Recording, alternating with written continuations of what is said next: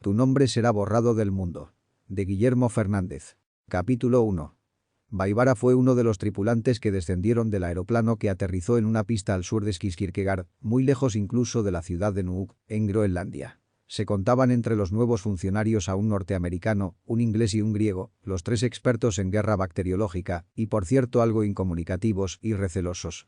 Vaivara era un biólogo molecular e ingeniero genético hindú, y uno de los más capaces de su especie, tanto como para haber sido contratado por la omnímoda Caridis S.A., que solo reclutaba a los mejores. Las compuertas del ingenio armamentístico se abrieron ante las indicaciones de la escolta que los habían acompañado desde Copenhague. El lapso de revisión duró 2 horas en un puesto de vigilancia parecido a una torreta de la muralla china, donde se cambiaron la ropa por sofisticados uniformes y donde pronto entendieron que quizás no saldrían nunca de ese sitio. Con la firma del contrato también habían firmado algo más. Uno de los guardias les ofreció café y galletas macrobióticas mientras comprobaban que no fueran dobles o espías. Luego los condujo hacia lo que parecía un inmenso hangar, especie de estación interna que nadie hubiera adivinado en ese roquedal inmenso y frío. Allí los hicieron pasar a un ascensor que los dejó en el piso habitacional del complejo subterráneo, donde al fin pudieron descansar del largo viaje. A la mañana siguiente, como a eso de las 6:30, tocaron a su puerta. Era una ejecutiva elegante, de unos 23 años, que le extendía la mano con enfática mirada cortés y dueña de una sonrisa que se le figuró motivadora y vivaz. La mujer se presentó con el nombre de Candy, una de las tantas asistentes de recursos humanos de la corporación. «Bienvenido a Caridis S.A., ¿le gustó su habitación, señor Vaivara?», le preguntó temerosa de no modular bien su nombre. «Fue pensada para jóvenes genios como usted», aduló ladeando un poco su carita orlada por una rubia cabellera. «Primero iremos a desayunar y luego me corresponde enseñarle lo que usted necesita para trabajar aquí». Su lacónica bienvenida a Caridis S.A. siguió a un largo paseo por la inmensidad del complejo armamentístico. Al rato comprendió Vaivara que era una de esas mujeres que suelen abundar en puestos de relaciones públicas. Bonitas, bien perfumadas, piadosas con los piropos clichés.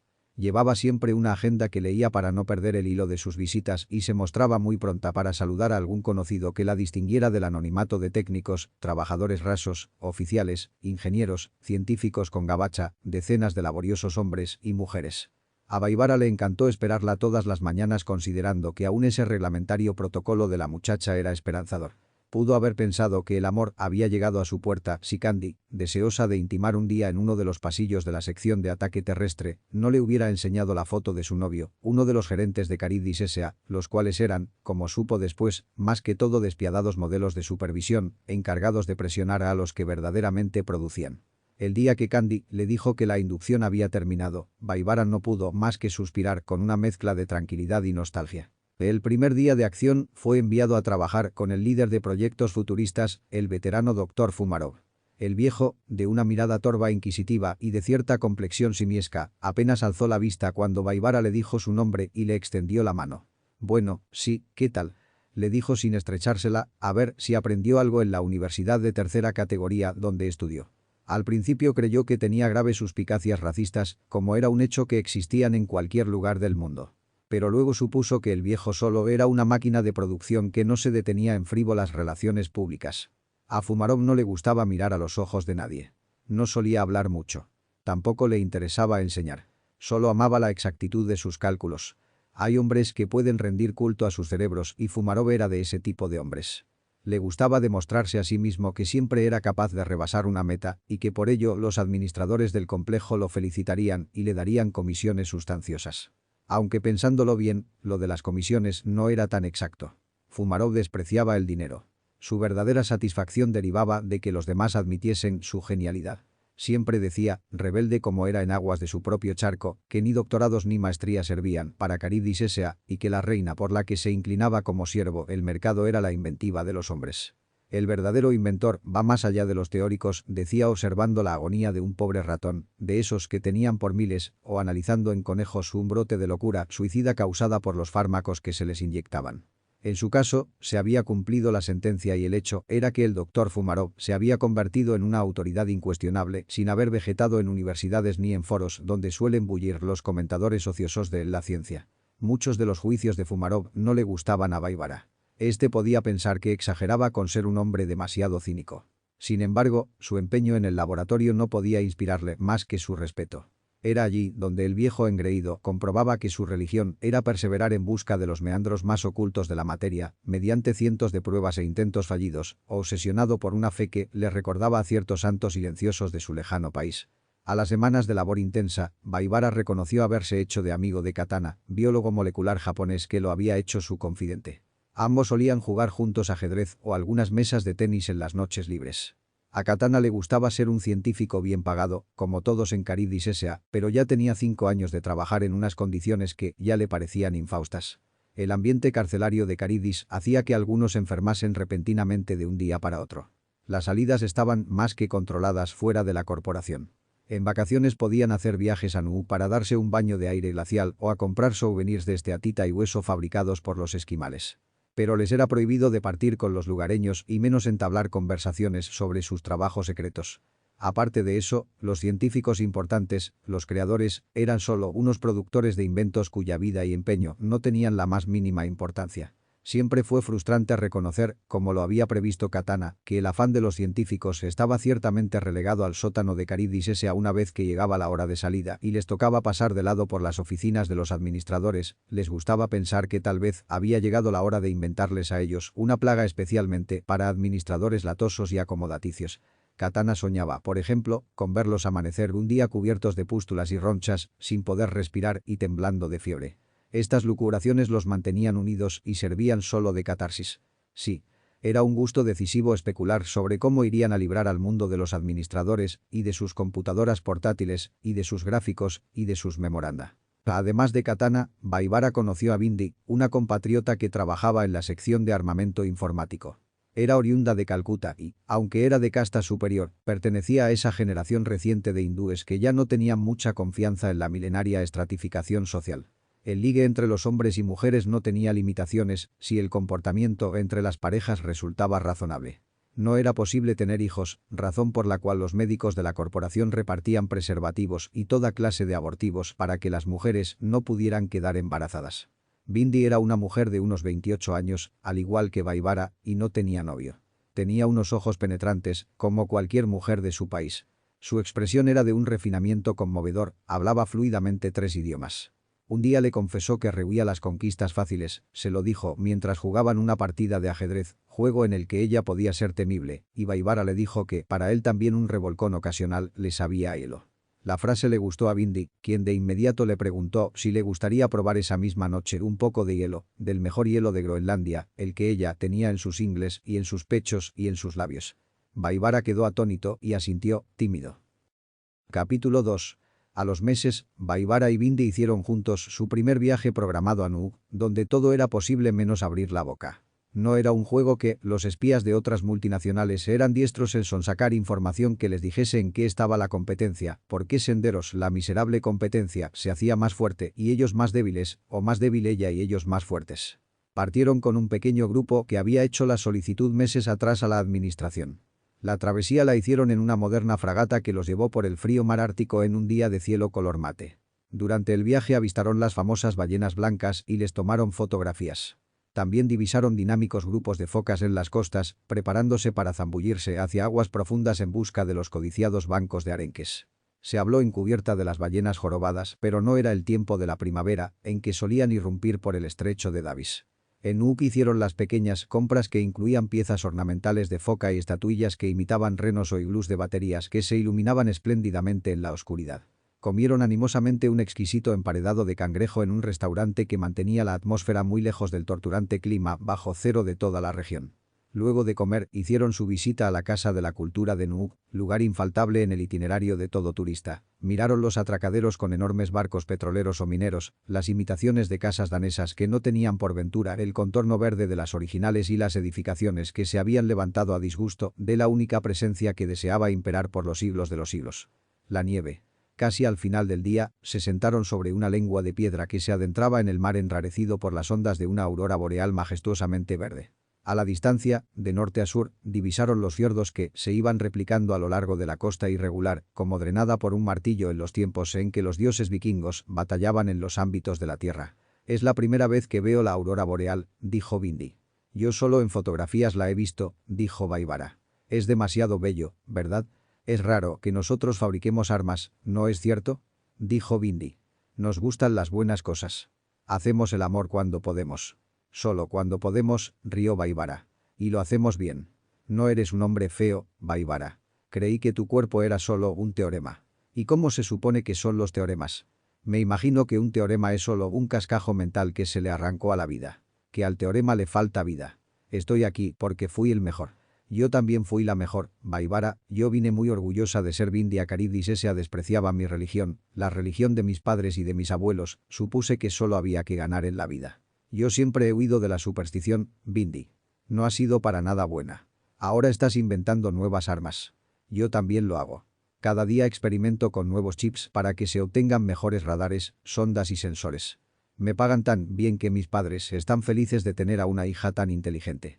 Pero me entristece que me paguen tan bien por eso. No te pagarían tan bien si fueras una educadora, Bindi. No, creo que no. Capítulo 3. Un día Baibara recibió la trágica noticia de la muerte de Fumarov. Por extraño que parezca, y a pesar de toda la admiración que tenía por el viejo científico, a Baibara se le figuró que su muerte era lo más natural para un hombre como él, cuya provocativa amoralidad no era más que un abismo de desesperación. Ni intenten hablarme de moral porque les morderé la mano, decía durante las horas de café. No quiero oír que esto que produce mi cerebro es un arma mortal, no tengo la culpa de que paguen tan bien en Caridis S.A., ni que el mundo esté integrado por estas sabandijas que somos nosotros, se excusaba su continua tos de fumador empedernido. El día que el correo de las brujas les dijo que tal vez Fumarov se había suicidado, no le inquietó la novedad. No sé por qué lo sabía, le dijo, sin emoción alguna a Katana. Semanas después de las honras fúnebres de Fumarov, el equipo de científicos recibió un aviso de los administradores. En un breve comunicado, 2 frases en pésima sintaxis inglesa les indicaban que el próximo líder de los experimentos que había dejado Fumarov era Baibara. La noticia lo dejó en suspenso y no pudo reaccionar. Mientras sus compañeros lo felicitaban, ya con falso reconocimiento o encubierta envidia, aún no podía responder a la señal de la fortuna. Fue como para celebrarlo. Invitó a sus compañeros a una pequeña fiesta en su habitación y les dijo que les prepararía algunos platillos de la India. Pese a que había trascendido algunas de las supersticiones de su país, como la obsesión por las jerarquías o el espantoso recelo religioso, que después de centurias se mantenía tan saludable, Baibara amaba la deliciosa comida hindú. Aparte de los sentimientos contradictorios que le inspiraba esa patria irracional y llena de conflictos, retenía los recuerdos de su infancia en los sabores de unos platillos que conservaban los mejores momentos de su vida. Para ello contó con la ayuda de Bindi, que había recibido la noticia como la gran oportunidad que Baibara había esperado. Durante la fiesta, no hubo casi referencia al ascenso de Baibara. Todos sabían que un ascenso en la corporación se podía esperar como un gran convite a la esclavitud más absurda. Pero aún así, los ascensos se ansiaban ávidamente. Tenían que ver con algo que los dueños de Caridis S.A. asociaban al incremento del narcisismo, único anzuelo que podía retener a los mejores en sus puestos. Este aumento del narcisismo se podía dosificar en pequeñas gotas, porque se había comprobado que el exceso producía monstruos. A la primera intromisión de Katana con el tema de los administradores, nadie lo escuchó, no iban a malgastar esa noche en comer el obligado manjar de todos los días. Esta es la fiesta de Baibara, dijo Bindi extendiéndole una bandeja con bhaji y samosas. El japonés miró los alimentos con extrañeza y le dijo que comería más tarde. Se fue a sentar, silencioso, cerca del equipo de sonido. Johnson, que trabajaba en la sección de balística global y que tenía tiempo de replantearse su estadía en el complejo porque ya no tenía motivos para proseguir un aislamiento tan insoportable, les dijo a todos que intentaran algo diferente esa noche de celebración. Era un joven de unos 27 años, de tez pecosa y cuerpo alargado. Bebía una lata de cerveza. No quiero terminar jugando ajedrez de nuevo, continuó. Podemos cambiar de rutina. En mi pueblo de Iowa, por ejemplo, la gente solía reunirse para contarse historias. Mi tío Harry siempre contaba lo que más le había asustado cuando era un niño y lo que de alguna forma seguía asustándolo. Esa, decía, es una de las mejores cosas del mundo. ¿Y por qué ese tema?, le preguntó Katana. Es hora de conocernos un poco mejor, respondió Johnson. Nadie sabe aquí mucho de nadie. A mí me es indiferente conocerlos. Pero si me muero mañana por lo menos me llevaré el secreto de lo que más les asusta. Esto sí es valioso. Ningún otro secreto. ¿No trabajamos aquí para asustar con las armas más modernas? ¿No vivimos del miedo? Tal vez estemos aquí porque algo nos asustó tan profundamente que deseamos vengarnos asustando a otros. La mayoría se rió. Solo Baibara fingió sonreír.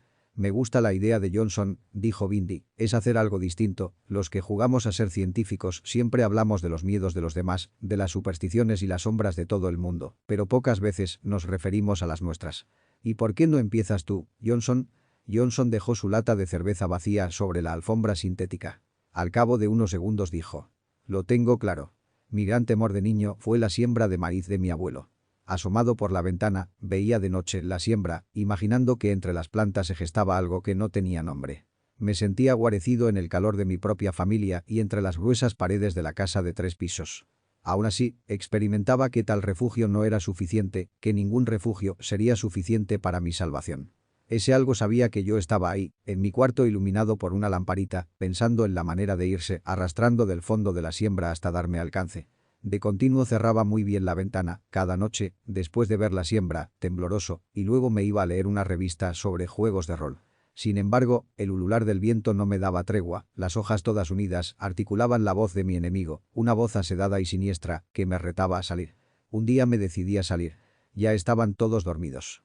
Mi abuelo, mis padres, mi hermana Betty, que hablaba hasta muy tarde con sus amigos por teléfono. No importó si yo era muy pequeño para enfrentar a la criatura sin nombre que me solía provocar pánico, a veces un pánico que me exigía un largo grito y que sin embargo reprimía para no crear un alboroto en mi familia. Caminé descalzo hasta mirar de frente el batallón de plantas. No sé por qué tuve la idea de armarme de un martillo. Creo que estaba cansado de sentir miedo. No tengo ahora la explicación. La gran siembra se levantaba con un canto asesado en una noche de luna llena. Y allí me quedé unos minutos, esperando, sin saber qué clase de monstruo vendría hasta mí. Hasta que finalmente sentí sueño. Y el monstruo también se durmió. Ujum, dijeron algunos al terminar Johnson. Tal vez no sabían que Johnson podía contar esas historias. ¿Quién sigue?, preguntó el narrador, volviendo a su lata de cerveza. Aparte de criticar a los administradores de Caridis S.A. y jugar ajedrez, Katana jamás contaba nada de sí mismo. Era más hermético que la mayoría. Sin embargo, sintió que debía decir alguna cosa. Creo que sigo yo, dijo reflexivo.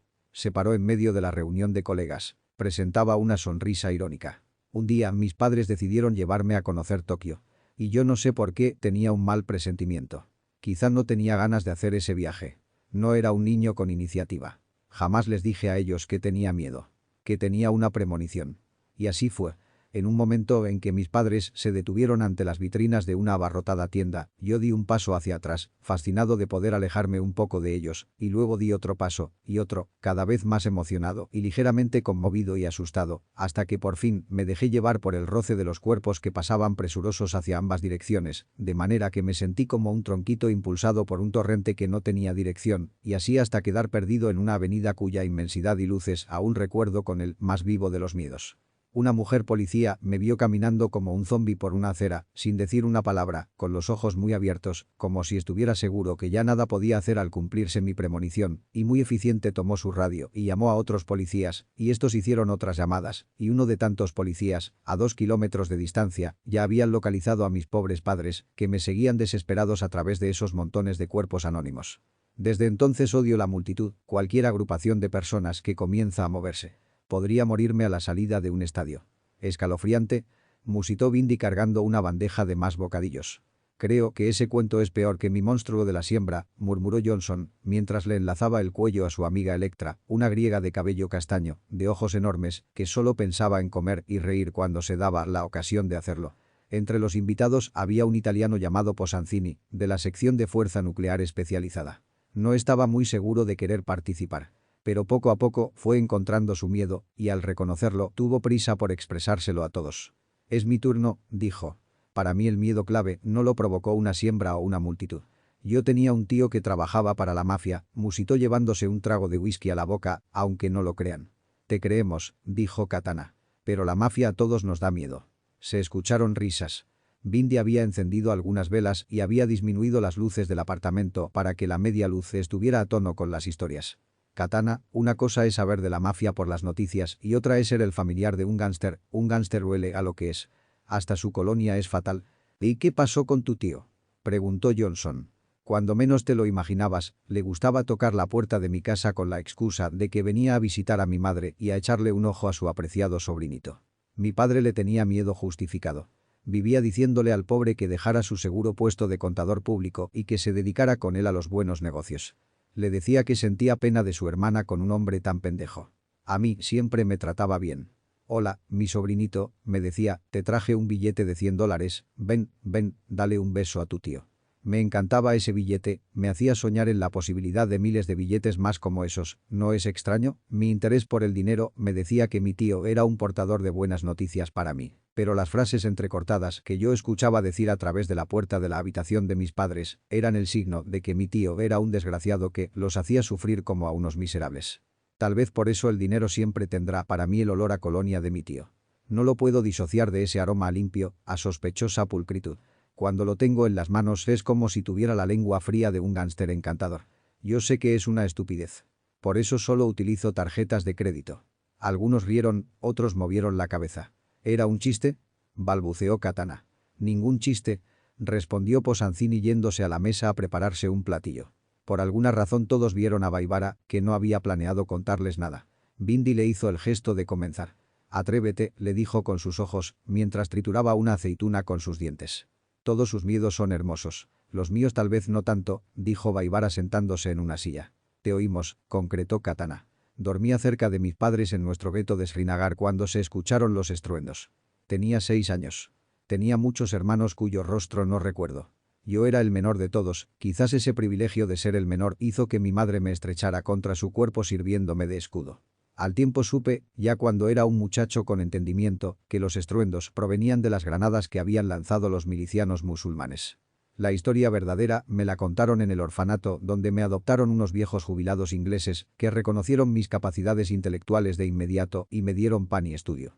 Eso me salvó de ser un paria o un sirviente de los de casta superior. Más tarde, empecé a escuchar dentro mí los estallidos y a barajar los últimos recuerdos de aquella noche terrorista. Algunos años de consulta con un psiquiatra me explicaron que el niño de 6 años no quedó marcado por los estruendos que mataron a todos mis parientes. No temía la ira de los fanáticos religiosos. Nada de eso. El niño que habitaba aún en mí y que había empezado a manifestar su angustia ahora que me había convertido en un hombre, temía la última mirada de mi madre cuando me tomó en sus brazos para que los perdigones de las bombas no me aniquilaran. Era la mirada del amor impotente lo que temía. Una dulzura impotente. Hoy solo sé que no se puede nada contra los fanáticos. No me simpatizan ni los de mi propia religión. Una religión que de paso no entiendo. Mi gran miedo, quizá por esa causa, es no tener defensas. Ser pequeño, falible. Baibara se silenció. Nadie se atrevió a seguir contando otra historia. Los demás del grupo que habían sido invitados adujeron que ya los rendía el cansancio y empezaron a retirarse. Había un tono en la historia de Baibara que generó una especie de lasitud en la emoción de los que venían a celebrar la promoción del biólogo molecular. ¿Y qué con esa historia de los fanáticos? ¿Qué quería decirles a todos? ¿Que ellos también eran otro tipo de mercenarios? ¿Que Baibara no había cesado de ser víctima del fanatismo? Esa noche Bindi durmió en la habitación de Baibara. Ambos se abrazaron sin decir nada durante 1 hora, esperando que el sueño les diese reposo, pero el sueño jugaba como el niño de Katana a perderse en los ámbitos de una inmensa ciudad de nieve que tenían por encima de sus cabezas. Un mundo sin guerra no es posible, dijo Baibara, tratando de anclar su rostro en el pelo de la mujer. Pero ya quisiera estar lejos de aquí, inflando globos en un circo. Al principio Fumarov me preocupaba por su amoralidad. Nunca nadie le conoció sus verdaderos sentimientos. Supongo que los tenía y que por eso mismo se suicidó. Fumarov no era tan fuerte. Imagino que por las noches tenía los sueños de cualquier pecador arrepentido. ¿Y tú no le temes a tus sentimientos, Baibara? No pareces tan malo como Fumarov, dijo Bindi. Yo también tenía mi propia historia de lo que había temido cuando era niña, le sonrió. ¿Y por qué no la contaste?, le recriminó Baibara. Tuve que contar la mía y creo que nadie quedó satisfecho. Claro que la entendieron perfectamente, dijo ella. Te dijiste a ti mismo y a todos los demás que armamos un mundo que nos matará a nosotros mismos. No puedes rehuir esa verdad. Yo había quedado en paz con la mirada de mi madre, dijo Baibara. Ella me protegió para que hoy le facilite armas sofisticadas a locos milicianos que las pagan para acabar con mujeres como ella y con niños como los que ella protegió. ¿No da risa la vida? ¿No es una mierda estar aquí porque fuimos los más capaces? ¿No es una trampa la inteligencia? Bindi le besó la frente.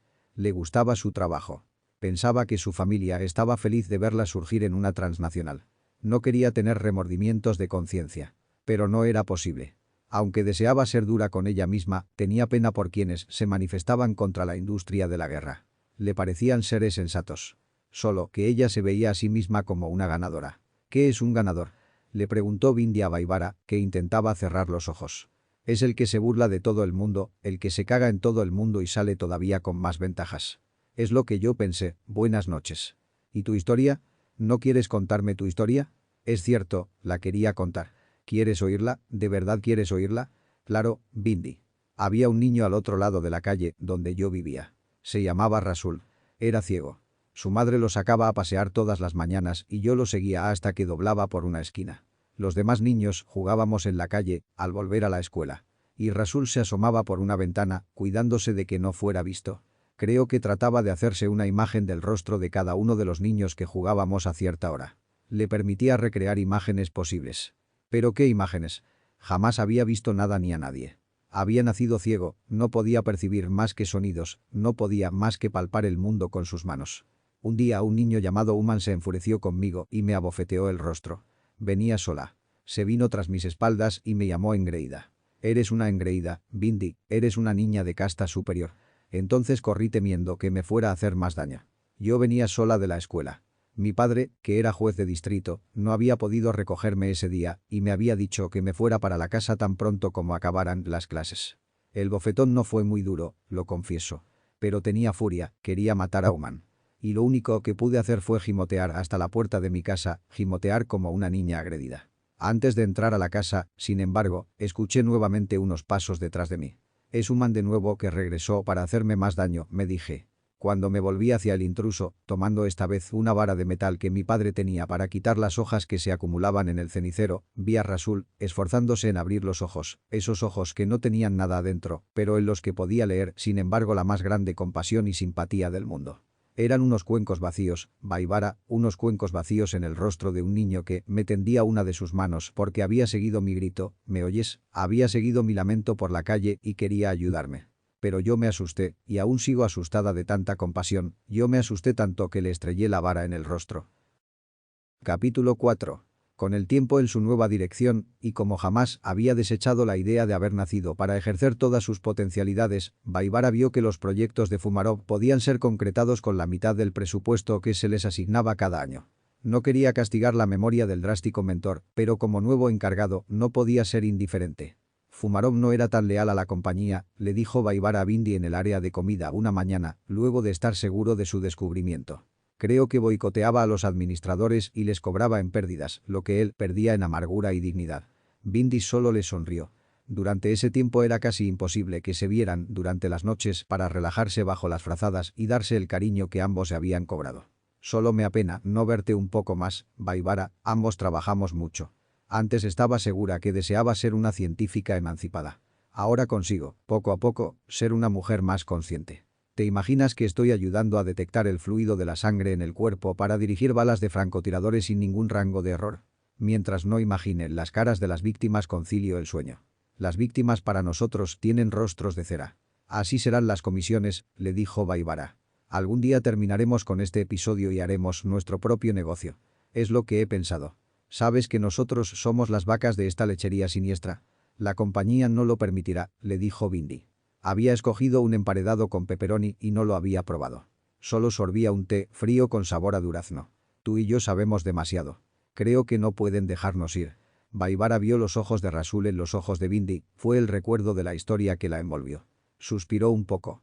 Ya veremos, Bindi, ya veremos. El descubrimiento de Baibara sobre el encubrimiento de Fumarov halló un eco poderoso en la cúpula de los administradores, quienes en apariencia agradecidos, intentaron hacerle sentir que era parte de sus megaproyectos de temporada. Un día recibió la visita de uno de los grandes accionistas a su propio laboratorio. Venía escoltado por dos administradores, dos chupamedias en la jerga de la corporación, que le indicaban cómo caminar y cómo no tener accidentes en el laboratorio. El accionista dijo llamarse Henry A. Secas. Dijo ser oriundo de Kansas y de amar la flora y la fauna. En esa misma ocasión se preparaba para ir a comer las famosas quisquillas peladas de Nuuk, con lo cual también trataría de filmar las manadas de ballenas jorobadas que iban hacia el norte. Le auguró a Baibara un futuro más que beneficioso si seguía por el camino de los ganadores. La palabra ganador, tan preciada por los norteamericanos, podía convencer a cualquiera, podía incluso hacer sentir que Groenlandia era una isla del trópico y que el trópico era un sitio seguro para los osos polares. El levantón que usted nos acaba de dar nos amplía el margen de las finanzas, le dijo Henry. No sabemos en qué estaba ahora Fumaro, incluso pudo haberse dedicado al espionaje y nunca lo supimos. En esto falló la administración obviamente, tendrán que rodar cabezas. Katana estaba cerca cuando oyó lo de las cabezas que rodarían y tuvo una iluminación. El primer golpe bajo contra los parásitos administradores era, aparte del cuantioso salario, un formidable estímulo. Y rodaron a las semanas varias cabezas de administradores, entre ellas la del novio de Candy, y otros más que se habían convertido en figuras retóricas del orden. El hallazgo de Baibara, sin embargo, inspiró mayores controles en el resto de los administradores sobrevivientes, que vieron llegar nuevos gerentes de colmillo más grueso. Las regulaciones se dirigieron contra todos los departamentos productores de armas. Se empezaron a hacer registros sorpresivos en las habitaciones por mandato de una auditoría que hubiera deseado vigilar lo más profundo de los orificios humanos. Baibara, más convencido de que ya no se podía dar un paso hacia atrás y que el recuerdo del semblante de su madre no llegaba hasta esa fortaleza en Groenlandia, fue demostrando con el paso del tiempo que Fumarov había inventado armas químicas que hoy se empleaban con éxito en algunas de las guerras locales de Oriente Medio, pero que distaban de ser el armamento bioquímico refinado que se necesitaba en el mundo de hoy, donde los derechos humanos, la prensa internacional y tantas fundaciones para la paz se oponían con pancartas, razonamientos morales, regulaciones diplomáticas. Muy pronto inspiró a su equipo de científicos, entre ellos un alucinado Katana, que vio en sus iniciativas la oportunidad de dejar boquiabiertos a los administradores a que produjeran el arma conocida como lluvia de otoño 1, un monstruo bioquímico que podía asustar a cualquier verdugo. A una consulta de los administradores, asediados por los accionistas que les debían muchas promesas a los militares, siempre tan deseosos de cruzar marcas y batir récords, como niños en una carrera de sacos, Baibara creó Lluvia de Otoño 2, un monstruo que duplicaba el saña al anterior. Posteriormente, inventó la Lluvia de Otoño 3. Tal fue el entusiasmo de los accionistas y los administradores que la producción de las lluvias llegó hasta 10. Los 1000 rostros de la agonía y de la muerte fueron llamados con el nombre de eficacia. El químico siempre se disolvía entre la población y nadie podía establecer el origen de la ruina. Posteriormente, Baibara fue testigo de una bandada de pedidos que desbordó la sensatez. Los administradores lo llamaban a sus reuniones con toda prontitud, y su trato, que nunca fue ciertamente cortés, se tornó procaz, es decir, un trato de chulos en una calle de Ámsterdam, ante su puta protegida. Un día, simplemente, chupando sus habanos con esa petulancia de los que viajan por el mundo en un cómodo preservativo rosa, le ordenaron producir la Lluvia de Invierno 1. Antes, por lo menos, le dejaban a él, es decir, al padre de las horrendas criaturas, que les diera también sus propios nombres. Ahora se consideraban más ingeniosos para hacerlo. La propuesta lo llenó de espanto, no porque atentara contra la ética, ¿qué más podría aplastarla?, sino porque era imposible. Ante su negativa, los administradores se rieron entre ellos, como si en efecto la vaca malagradecida de Caridis S.A. escondiera su más rica teta después de todo. Nunca pudo describir esas miradas llenas de expectación, pero, sobre todo, de ira y descaro que le mostraron los grandes bichos. Lo harás y basta, le recalcó el presidente, arreglándose la mancuernilla de diamante. Si no, tu nombre será borrado del mundo. Con el aliento cortado, Baibara corrió al laboratorio y les relató el nuevo pedido a sus compañeros que quedaron mudos. «No hay nadie que pueda hacer eso», gritaron con una justa mueca de reprobación. Sin embargo, Baibara no podía retroceder. No solo la ira de los administradores, sino también todo lo que había construido le instigaba a seguir adelante como un tren sin frenos por una pendiente. Pobres de los que estaban allá abajo. Adecuaron el laboratorio para los nuevos experimentos y empezaron la faena precisamente en invierno, como se llamaría la nueva arma. Para ello, fue necesario emplear toda la imaginación posible. Al mando de Baibara, los científicos debieron ir más allá que sus antecesores, de aquellos que eran sus admirados héroes, poseedores de una masa gris que creían insuperable. Se dieron cuenta que la presión sobre esa masa gris podía producir milagros y que sin presión, sin toneladas de rabia y violencia, no era posible llegar a los inventos más fascinantes. Galileo con el telescopio habría deseado romperle los cojones a la Inquisición, los hermanos Wright habrían deseado mearse sobre la cara de los hombres sin fe, que son casi los más, sin gota de locura y fantasía, y así, unos y otros, ya sea inventando maravillas para la humanidad o castigos, como la bomba atómica, y lo que hacían ellos, solo comprobaban que se podía hacer, independientemente de las consecuencias. Después de 1 año y medio de pruebas y reuniones con los administradores que mostraron el lado más patético de su naturaleza, suplicando un día el invento y ordenando otro el cese de la financiación, amenazándolos con mandarlos a una estación desierta del Polo Sur, obtuvieron la Lluvia de Invierno 1. Fue el momento más culminante de la carrera de Baibara en Caridis S.A. A una comunicación lacónica por el intercomunicador, los administradores comenzaron a llegar, como descreídos, abriendo y cerrando portafolios, con sus bolígrafos listos para anotar, y sus secretarias de vellos lunares junto a la boca. Fue un espectáculo circense. Enseguida, Baibara les mostró el invento con suma arrogancia de su parte, y supusieron allí, en el diámetro de su propia codicia e insaciabilidad, que estaban tocando las puertas del cielo. Y habían dudado los chulos que lo pudiéramos hacer. Le murmuró al oído Katana. A los meses de su gran triunfo, le tocó ver una noche las noticias en la televisión y constatar que ya Lluvia de Invierno 1 estaba siendo utilizada. Bindi estaba a su lado, abriendo una lata de cerveza y con una caja de palomitas de maíz, pues se disponían a ver una película de suspenso, ese género que los unía más a los dos. Lo primero que experimentó Baibara fue excitación. Una cosa es ver en el laboratorio el fruto de su inventiva y otra era contemplarla por la calle haciendo de las suyas. Son dos asuntos por aparte. Luego de la excitación, que la atribuía, por supuesto, al hecho de que la paternidad es siempre un instinto muy fuerte, no obstante sea la criatura un monstruo, vino para él un desgastarse hasta los cimientos de las paredes que los rodeaban y una proliferación de saliva en su boca con sabor a hierro frío. «Lo has hecho», le dijo la mujer, «has logrado hacerlo». «¿Qué cosa?», le sonrió nervioso Baibara. «Y ya ni siquiera puedes entenderlo». Al día siguiente, les llegó un memorando donde los administradores los felicitaban por los efectos de Lluvia de Invierno 1. Por la televisión, lo seguían notificando ellos muy felices en su mensaje, de seguro ya sabían que una aldea de ignorantes musulmanes mercenarios había cesado de respirar por las emanaciones invisibles e indetectables de su arma, un arma que tenía increíble genialidad y acrobacia química, el poder de liquidar a los creyentes de una secta determinada. Los hindúes de esa zona del planeta les remitían un gracias que pesaba oro, literalmente hablando. Era lógico pensar que los musulmanes, seguían diciendo los administradores, amos de la mercadotecnia, iban ahora a necesitar de Lluvia de Invierno 2, arma contra los hindúes. De ahora en adelante, solo en eso debían trabajar.